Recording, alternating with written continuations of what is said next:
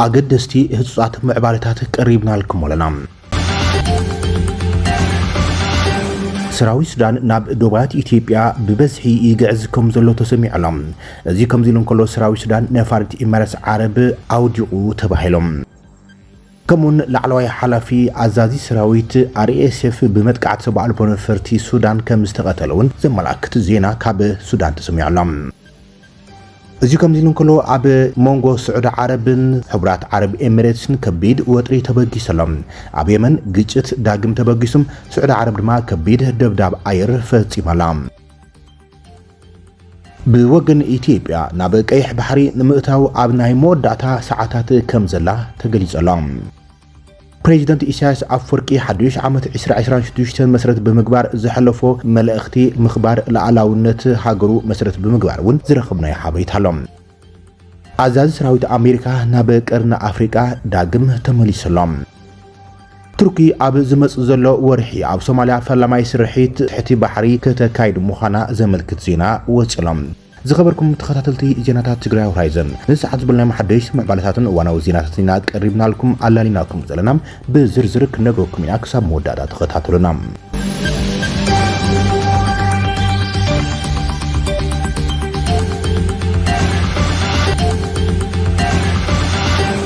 سراوي السودان ناب دوبات إثيوبيا تزقيع تباهلهم سراوي السودان نفارس إمارس عربون أبنيالا وقعو كم زودغة كاب السودان زوز أزينا ملكيتهم أبزعو وتهدراوي متقعتات كم زولو زنقرلو زولو سراوي السودان وانت إمارس عرب زخونت نفارس أبرسة كتما دارفور نيالام وقعو كم زحام ششايتو سميع زلام أزي كم زيلون كلو أما خرا أزازي RSF أب متقعت سبع البون فرتي سراوي السودان كم استقتلون تقليزهم لعلواي أما خرا زتام راحيو مسحيلو حقستو أبتقع كتما زالينجم بدرون كم استقتلم تقليص علام أما خارجتا حيلتات هصوص وهاب تدقف ويد مع RSF جنرال محمد حمدان نقالم حميد علي أبو بكر مسحيلو حقستو بسراوي السودان أبتقى رئيسة كتما كفل جزءات مع خلاي دارفور كتمام زالين جاي بستفاد زمن متقعتي سبع البونفاريت كم استقتل أما خارجتا RSF الباشا تابيق مال حمص أما سيقليص علام تابيق أب محوراوي مراخبيتاتهم أب الزرق وحد صحف نتي بغندو أب سميناوي مع خلاين معرابن كفالات زوبا دارفور زنك أسعوزلو وتهدراوي أهارتات على سايل في البعتر ون زمرح عزازي أمخاري حميد علي أبو بكر كم استقتلن بحزن قليص لهم سراوي السودان نا أبو بكر قتل وكبلون كسيسو نزيقبن كبير واقع كخفلي بمن بعليو اتي مرحي RSF تحني زلهم من جتات خبابي كم زقلصو أب معراب السودان كبابي زالينجي أب زركب كبابي وارانغام أب تركب قشت الفيرودس أب استخيد أخوة حيلتات RSF خبع البنفاريت كم زوقعتي تقليص زلهم أبو بكر أمخاري داقالون أما ايت عطقات سراويت RSF زحقف أهادم السايف الباتر زمرح ناي ميدا أزازن كوينو كم زقلقل حابيرام اتو منجتات وسيخم ن RSF مدقاف قبيلاتاتن بحلويان مرحتي بهراتن أب مودابون ما أخلاي ترا كم سصوته مقليزام سراوي السودان بزعبات تفصام إزو زينا كساب زوارد زبولو ونقريلان اتن سلسة قزاتات كوردفان سمين معرابن دبوبون أب مونغو سراويت RSF سراوي السودان نسومنا تسنح برتعوق كم زدخايدلن بعسرتات أشحاز وصر سباه دمام كهادمو كم زتقدري تقليز زلام كابتن عصر شمونت قزاتا السودان بزيكا قلة أب تحتي قوصر سراويت زنحام سميناو كفالات سمين دارفور نخلن حموشت قزاتات زوبا دارفور RSF زوقا صرن خوينم اتسراويت بوغن دما نرسا كتما كارت محاوسم أبدو سمين مبراغن ما أكلن كابلتن زترفع 13 قزاتات زبزح كبابيتات كم زحازو يزقلات زي كم زيلون كلهم سراوي السودان ببزحي نابدوبات إثيوبيا يقعز كم زلعي تقليز زلام قرم سمونات بجنرال عبد الفتاح البرهان زمراح منغستي بورت السودان كمون سراوي السودان أبي إثيوبيا موافري حيلتات RSF كم زتت عايشن أبو دما بزحات عطوات RSF يسلطنن يململن كم زلوم خصيصو نيريوم اتي اب كلل بينشانغول إثيوبيا موافري غيرو زبحال زلو RSF كاب حبرات عرب إميريتس زمصلو ناي اصوار حاجزون بقتا زقبلولن ناب سودان زساغرولن كبابيتات كم زخوني تغليصوم قدم ورحي بريزيدنت إسياس أفوركي ناب بورت السودان اب زغبرو غعزه دمام مس جنرال عبد الفتاح البرهان بزعباتي مبراقاوي غزاتات السودان مالتون مس إثيوبيان إيرتران اب زدابو كبابيتات وتهدراوي متقع أنصار RSF نمكاد مدب كم زوصو تغليص ديريوم بزي دما يمثل سراوي السودان ببزحي أحادثاتو ناب دوبات إثيوبيان سودانن يصقع كم زلو تسميع علم زي منقسقاس سراوي السودان مسرت بمغبار كاب وغن إثيوبيا انت عينت غبر مرسي كوهابيم ዛጊድ ንጹር ኣይኮነን እዮም ዝኾነ ኮይኑ ግን እቲ ዶባት ንሱዳን ኢትዮጵያን ኤርትራን ዘዳው ከባቢታት ሕዝውን ከቢድ ወጥሪ ዓሲልዎ ከም ዘለዮም ሓደሽቲ ጸብጸባት ዘመላኽቱ ዘሎም ኣብ ምራቃዊ የመን ኣብ ዶብ ስዑድ ዓረብ ከቢድ ውግእ ተላዒሎም ኣብ ምራቃዊ የመን ወጥሪ እናወስኸ ኣብ ዝኸደሉ ዘለዋን ነፈርቲ ውግእ ስዑድ ዓረብ ኣብ ከባቢ አልካሻ ሓድራማውት ምስ ባይቱ መሰጋገሪ ደቡብ የመን ኤስቲሲም ኣብ ዝተኣሳሰሩ ቦታታት መጥቃዕቲ ኣየር ከም ዘካይድም ዘርኢ ተንቀሳቐሲ ስእሊ ተዘርጊሕሎም ኣብታ ስዑድ ዓረብ እትዳው ግዛኣት ሓድራሙት የመን ኣብ መንጎቲ ብስዑድ ዓረብ ዝድገፍ ኣመሓዳሪ ናይቲ ዞባ እሙናት ሓይልታትን ተገንጻሊ መሰጋገሪ ቤት ምኽሪ ደቡባዊ ክፋል ኤስቲሲን ውግእ ተላዒሎም ኤስቲሲ ስዑድ ዓረብ ኣብ ጥቓ ዶብ ሓይልታት ቦምባታት ብምድብዳብ ከይስዋሎም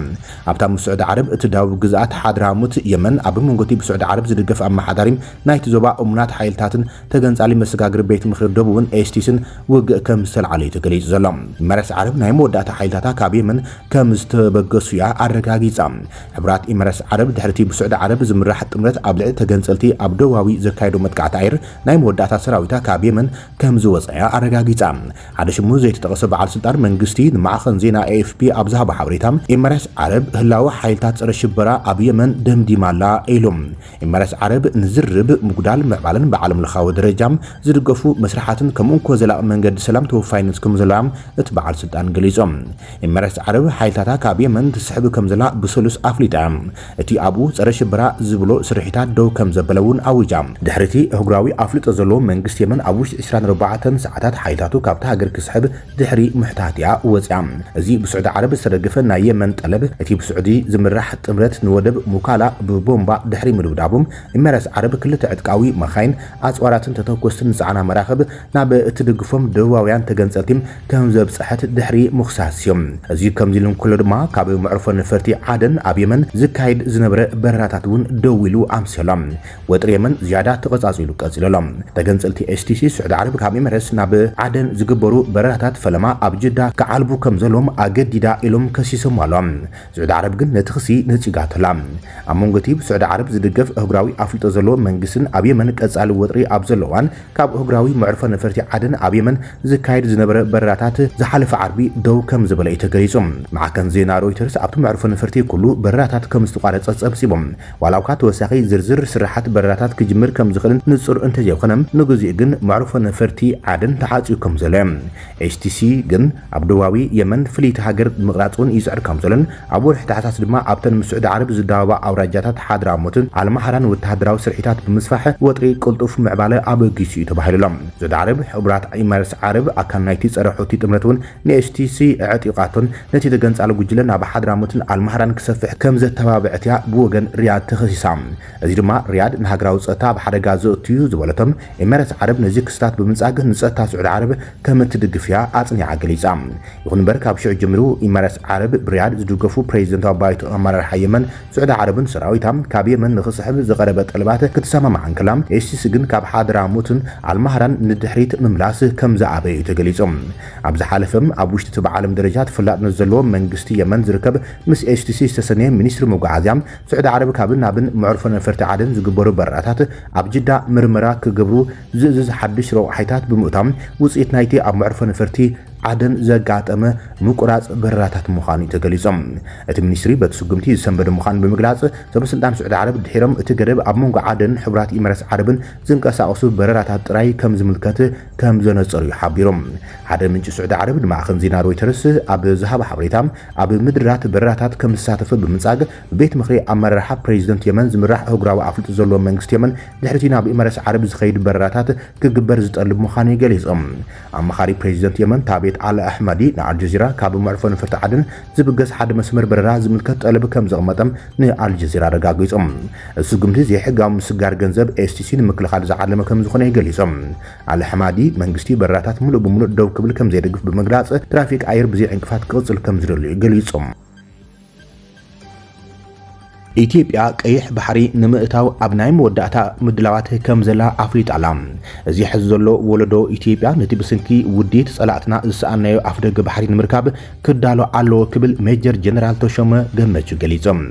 ኢትዮጵያ ካብ እትፍጠር ኣትሒዛ ቀጻሊ ምንጪ ሓበን ኮይኑም ኢትዮጵያን ይኹን ዓለም ዝፈልጥዎ ሓቂ እዩ ቀይሕ ባሕሪ ብምባል እቲ ላዕለዋይ ኣዛዝ ሰራዊት ምክልኻል ኢትዮጵያ ገሊጾሎም። ኣብ ሚኒስትሪ ምክልኻል ዳይሬክተር ዋና ዳይሬክተር ርክባት ወጻኢን ወተሃደራዊ ምትሕባርን ሜጀር ጀነራል ተሾመ ገመቹም ኩሉ ዜጋ ነዚ ሓቂ እዚ ክርድኦ ኣተሓሳሲቦም።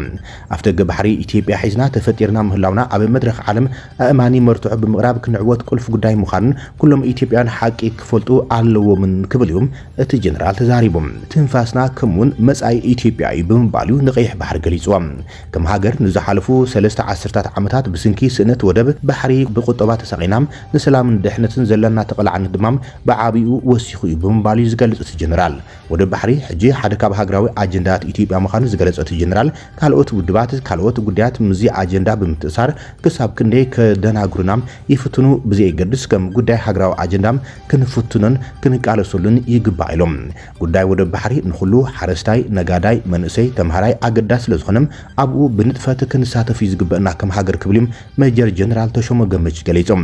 ሜጀር ጀነራል ተሾመ ብውዲ ታሪኻውያን ጸላእትና ዝበሎም ዝሰኣናዮ ዝበሎ ወደብ ባሕሪ ንምርካብ እትሕጅ ዘሎ ወለዶም ካብ ዝኾነ እዋን ንላዕሊ ኣብ ዝለዓለ ተዳሎ ደው ክብል ይግባእ ብምባል ጻውዒ ተቕሪበሎም። ፕሬዚደንት ኤርትራ ኢሳያስ ኣፍወርቂ ኣብ ሓዱሽ ዓመት 2026 ኣብ ዘመሓላለፎ መልእኽቲ ሃገሩ ንዝተሓላለፉ ዞባዊ ብድሆታት ብጽንዓት ከም ሰገረት ገሊጾም። ኣብ ኣስመራ ኣብ ዝተኻየደ መደብ ሓዱሽ ዓመት ወተሃደራዊ ቴማ ዘለዎ ስነ ጥበባዊ ምርኢታት ድማ ህልው ስምዒት ድሕነት እቲ ሃገር ዘንጸባርቕ እዩ ተባሂሉ። ፕሬዚደንት ኢሳያስ ኣፍወርቂ ኣብ ዝሓለፎ ብመንግስታዊ መራኸቢ ብዙሃን ኤርትራ ኣብ ዝተመሓላለፈ መልእኽቲ ኣብ ዝሓለፈ ዓመት ንሰላም ምርግጋዕን ጉዕዞ ሓበራዊ ምዕባለን ዝፈታተኑ ዝተሓላለፉ ፍጻመታት ብዓለም ለኸ ይኹን ኣብ ውሽጢ ሃገር ከም ዝተረኣየ ኣስሚሩሎም። ኣብቲ ከባቢ ከቢድ ቅልውላው ኣብ ዝሓቆፈሉ እዋን ህዝብን መንግስትን ኤርትራ ከመኣመሎም ንኩሎም ፍጻመታትን ብድሆታትን ብጥበብን ብትዕግስትን ብጽንዓት ክጻውርዎ ብምኻሎም ሃገራዊ ምርግጋዕን ሉዓላውነትን ክሕሉ ክኢሉ ኢሎም። እቲ ፕሬዚደንት ነቲ ጉዕዞ ህንጸት ሃገርን ልምዓትን ብሓያል ናህሪ ዝቕጽለሉ ሓዱሽ ዓመት 2026 ሰናይ ተምኒቱ ገሊጾም። ንመላእ ህዝብን ሰራዊትን ኤርትራ ድማ ርሑስ ሓዱሽ ዓመት ዝብል መልእኽቲ ይሕሊፉም። መልእኽቲ ኢሳያስ ኣብ ሰላምን ልምዓትን ዘተኮረ እኳ እንትነብረም እቲ ኣብ ከተማ ኣስመራ ዝተኻየደ መደብ ሓዱሽ ዓመት ግን ብመልእኽታት ምድላዋት ኩናትን ሃገራዊ ስምዒትን ዝተዓብለለ እዩ ተባሂሎም። ኣብቲ መደብ ብወተሃደራዊ ክዳን ዝተኸደኑ ስነ ጥበባውያን ዝቐረቡ ምርኢታትን ግጥምታትን ብቐጥታ ብዛዕባ ዋንነት ቀይሕ ባሕርን ጉዳይ ዶብን ዝምልከት ኮይኖም ካብቶም ዝቐረቡ መልእኽታት ድማ ባሕሪ ኤርትራ ንዘለዓለም ኤርትራዊ እዩ፣ ክንደይ ሕልሚ ርኢና ክቁፀር ዝኽእል ክንደይ ዶብ ኣልቦ ወረ ሰሚዕና ክእሰር ዘይክእል ዘይቁፀር ሕልሚ ባሕሪ ፋሒሉ እዩ፣ ዓመድ ይኹን ወይ ክጠፍ እዩ ዝብል ሓያል ፖለቲካዊ መልእኽታት እዩ ስሚዖም። እዚ መልእኽታት እዚ ድማ ምስቲ ኣብ ዝቀረበ እዋን ኣብ ቀርኒ ኣፍሪቃ ዝተረኣየ ጂኦፖለቲካዊ ውጥሪ ብፍላይ ድማ ብስነ ጥበብ ኣቢሎም ነቲ ዘይንቕነቕ መርገፂ ኤርትራ ኣብ ጉዳያት ቀይሕ ባሕርን ዞባ ቀርኒ ኣፍሪቃን ንምቅላሕ ዝተፈጠረ ምዃኖም ተዓዘብቲ ይገልጸሎም። ፕሬዚደንት ሶማሊላንድ ዒሮ ንኣዛዚ ሰራዊት ኣሜሪካ ኣብ ኣፍሪካ ጀነራል ዳግቪን ኣንደርሰን ምክትል ኣምባሳደር ጀስቲን ዳቪሰን ኣብ ሃርጌሳ ተቐቢሉ ኣብ ጉዳይ ዞባዊ ጸጥታ ወሳኒ ዘተ ከም ዘካይዱ ተሰሚዑሎም። እቲ ዑደት ኣሜሪካዊ ጀነራል ኣብ ቀርኒ ኣፍሪካ ዞባ ቀይሕ ባሕርን ዋሽንግተን ዘለዋ ጸጥታዊ ረብሓን ምዕዋት ብሶማሊላንድ ዘለዋ ወተሃደራውን ዲፕሎማስያውን ዝምድና ናብ ሓዱሽ ምዕራፍ ተሳግሮ ምህላም ዘርኢ ምልክት ምዃኑ ተገሊጾም። ድሕርቲ ኣብ ቤተ መንግስቲ ፕሬዚደንት ዝተኻየደ ዝርርብ ልኡኽ ኣሜሪካ ብሓላፊ ስታፍ ሃገራዊ ሰራዊት ሶማሊላንድ ካልኦት ላዕለዎት ሰበስልጣን ተዓጂቦም ናብ ወደብ በርበራ ብምኻድ ናብ ወደብን ማዓስከር ኣየርን በርበራ ዑደት ተካሂደሎም። እዚ ናይ ኣሜሪካ ስጉምቲ ብክልተ ቀንዲ ምኽንያታት ኣቓልቦ ተንተንቲ ስሒበሎም። ቀዳማይ ኣሜሪካ ብዛዕባ እቲ ኣብ ጅቡቲ ዝርከብ ካምፕ ሎምኒየር ኣብ መስመር ቀይሕ ባሕሪ ኣማራጺ ወተሃደራዊ ማዓስከርን ማእከል ሎጂስቲክስን ካብ ነዊሕ እዋን ኣትሒዛ ክትደሊ ጸኒሓ እያ። መዕርፎ ነፈርቲ በርበራ ነዚ ዕላማ እዚ ብሉጽ ቦታ እዩ። ካልኣይ ስትራቴጂካዊ ኣቀማምጣ ሶማሊላንድ ድሕነት ቀይሕ ባሕሪ ብስንኪ መጥቃዕቲ ሕቲ ኣብ ሓደጋ ኣብ ዝወደቐሉ እዋን ንኣሜሪካ ወሳኒ ኮይኑሎም። ዝርርብ ሃርጌሳ ብቐንዱ ኣብ ክልቲኣዊ ስምምዓት ጸጥታ ዘተኮረ ኮይኖም ሰበስልጣን ሶማሊላንድ ናብ ዋሽንግተን ዲሲ ክኸዱ ከምኡውን እቲ ስምምዕነት ክኽተሙ እዩ ተጽቢት ዝግበር ዘሎ። እዚ ኣብ መንጎ ወተሃደራዊ መራሕቲ ኣሜሪካን ሶማሊላንድን ዘሎ ቀጥታዊ ርክብን ናብ ዋሽንግተን ክካየድ ተሓሲቡ ዘሎ ልዑል ልኡኽ ሶማሊላንድ ምብጻሕን ኣሜሪካ ካብቲ ሓንቲ ሶማልያ ዝብል ፖሊሲኣ ብምፍናው ንሶማሊላንድ ኣፍሉጦ ሃገርነት ክትባ ወይ ድማ እንተወሓደ ምስ ሶማሊላንድ ፍሉይ ዝምድና ክትምስርት ተሓስብ ትኸውን ዝብል ግምታት ነዳዲ ወሲኹሎም። እዚ ኣገባብ ካብ ሞቃዲሾ ሓያል ተቃውሞ ክገጥሞ ተጽቢት ዝግበረሉ ክኸውን እንከሎም ኢትዮጵያ ምስ ሶማሊላንድ ዝፈረመቶ ስምምዕ ባሕሪ ስዒቡም ዝተፈጠረ ዞባዊ ሚዛን ሓይሊ ክቕይር ከም ዝኽእል ድማ ተንተንቲ ይገልጹሎም። ቱርኪ ኣብ ዝመጽእ ዘሎ ወርሒ ኣብ ሶማልያ ፈለማይ ስርሒት ክትጅምር እያ ተባሂሎም ሃገረ ቱርኪ ኣብ ዝመጽእ ዘሎ ወርሒ ኣብ ሶማልያ ፈለማይ ስርሒት ትሕቲ ባሕሪ ኣብ ወጻኢ ሃገራት ክትሰርሕ መደብ ከም ዘለዋ ተገሊጾሎም። ቱርኪ ኣብ ወርሒ ልካይት ናብ ሶማልያ ናይ ኳዕቲ መርከብ ብምውፋር ኣብ ወጻኢ ሃገራት ፈለማይ ፕሮጀክት ዳህሳስ ጸዓት ዓሚቕ ማይ ክትካየድ መደብ ከም ዘለዋ ሚኒስትር ጸዓት አልፓርሳላን ባይራክታር ንሮይተርስ ገሊጾሎም። እቲ ስርሒት ብመርከብ ትሕቲ ባሕሪ በይ ዝካየድ ኮይኖም ኣብ ማያት ሶማልያ ኣብ ዝርከቡ ከባቢታት ባሕሪ ዘተኮረ ምዃኑ ሓቢሮም ብዛዕባ ክሉ ዝኽእል ዕቁር ሃብቲ ይኹን መጠን ወፍሪ ብዝምልከት ዝርዝር ሓበሬታ ኣይገለጸን። ስጉምቲ ድሕርቲ ኣብ 2024 ኣብ መንጎ ቱርክን ሶማልያን ዝተኸተመ ስምምዕ ዳህሳስ ጸዓት ኮይኖም አንካራ ኣብ ውሽጢ ሃገርን ወጻን ብዝገበረቶ ምስፍሕፋሕ ጸዓታት ዳህሳስ ምንጭ ጸዓት ክተብዝሕን ጽግዕተኛነት ኣብ እታወት ክተጉድልን ኣብ ትጽዕረሉ ዘሎ እዋን ተባሂሎም ኣቐዲሙ ዝወፀ ጸብጸባት እውን ፕሬዚደንት ቱርኪ ሬሲፕ ጣይብ ኤርዶጋን አንካራ ኣብ ገማግም ባሕሪ ሶማልያ ካብ ባሕሪ ኳዕቲ ነዳዲ ክትጅምርን ክሳብ 2026 ኣብታ ሃገር ወደብ ህዋ ክትምስርት መደብ ከም ዘለዋ የፍሊጦም። ኤርዶጋን ኣብ ዝሓለፈ ሰሉስ ኣብ ዝሃቦ መግለጺ ቱርኪ ኣብ መርከባታ ክልተ ሓደሽቲ መራኸቢ ኳዕቲ ዓሚቕ ማይ ከም ዝወሰኸት ካግሪ በይ ድማ ኣብ ገማግም ባሕሪ ሶማልያ ክትሰርሕ ተመዲባ ኣላ ኢሎም ወሲኹ ድማ እቲ ክቐርብ ተሓሲቡ ዘሎም ወደብ ጠፈር ኣብ ቴክኖሎጂ ሳትላይት ዘተኮረ ምዃኑ ተገሊጾም። እስራኤል ዝሓለፈ ሰሙን ንሶማሊላንድ ነታ ኣብ 1991 ብሓደ ወገን ካብ ሶማልያ ናጽነታ ዝኣውጀት ርእሰ ምሕደራ ብወግዒ ኣፍልጦ ክትህብ ድሕሪ ሙሳና እዚ ስጉምታት ቱርኪ ጀሚሩ ዘሎ። ኤርዶጋን ምስ ፕሬዚደንት ሶማል ሐሰን ሼክ መሐመድ ኣብ ኢስታንቡል ኣብ ዘካየድዎ ሓበራዊ ዋዕላ መራኸቢ ብዙሓን ኣብ ዝሃቦ መግለጺ ነቲ ስጉምቲ ንቐርኒ ኣፍሪቃ ንዘይ ምርጋዕ ዝዓለሙ ብምባል ንእስራኤል ነቒፎም እዮም። ሓድነትን ቅንዕናን ሶማልያ ኣብ ኩሉ ኩነታት ምዕቃብ ኣብ ኣረኣያና ፍሉይ ኣገዳስነት ኣለዎ ክትብል እስራኤል ንሶማሊላንድ ኣፍልጦ ምሃባም ዘይሕጋውን ዘይቅቡልን ክትብል እያ አንካራ ገሊጻቶም።